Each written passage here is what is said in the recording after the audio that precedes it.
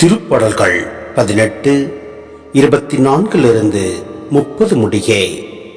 ஆண்டவர் என் நேர்மைக்குரிய பயனை அளித்தார். அவர் தம் பார்வையில் நான் குற்றமற்றவனாயிருந்தேன்.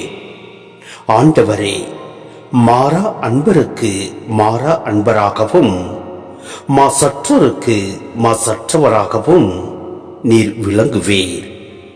தூயோருக்கு தூயவராகவும் வஞ்சகருக்கு விவேகியாகவும் உம்மை நீர் காட்டுகின்றீர்.